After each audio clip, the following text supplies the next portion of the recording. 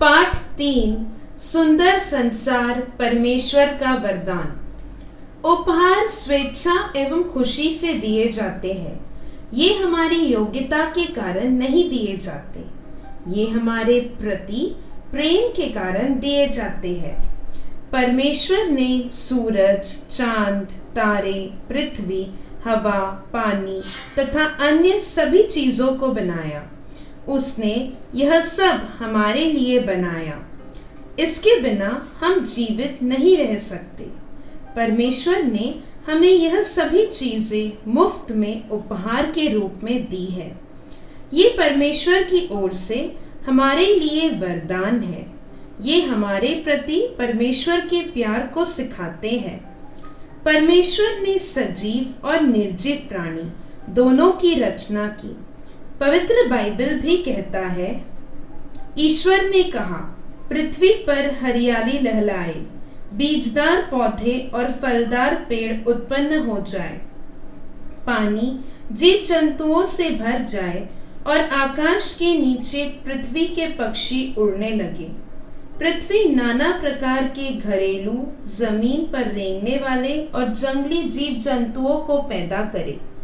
सजीव तथा निर्जीव प्राणी ईश्वर का वरदान है और एक दूसरे पर निर्भर है। निर्जीव वस्तुएं और सजीव प्राणी आपस में निकट रूप से संबंधित है। पृथ्वी, जल, हवा, प्रकाश सभी निर्जीव वस्तुएं हैं। ये सब समस्त प्राणियों के जीवन के लिए जरूरी है। पेड़, पौधे, लताएं आदि सजीव वस्तुएं हैं। ये पशु पक्षियों और मनुष्य के जीवन के लिए जरूरी है। रेंगने वाले जीव जंतु, पशु पक्षी सभी सजीव प्राणी हैं। जीने के लिए जमीन, जल, वायु तथा प्रकाश भी जरूरी है। सृष्टि की सबसे अच्छी रचना मनुष्य है। पवित्र बाइबल मनुष्य की रचना के संबंध में कहता है, ईश्वर ने कहा, हम मनुष्य को अपना प्रतिरूप बनाए, वह हमारे सदृश हो। वह समुद्र की मछलियों, आकाश के पक्षियों, घरेलू और जंगली जानवरों तथा जमीन पर रेंगने वाले सभी जीव जंतुओं पर शासन करे। मनुष्य में सोचने, समझने, हंसने, बोलने, काम करने, पढ़ने, लिखने आदि की शक्ति होती है। वह समझ सकता है कि अच्छा क्या है और बुरा क्या है।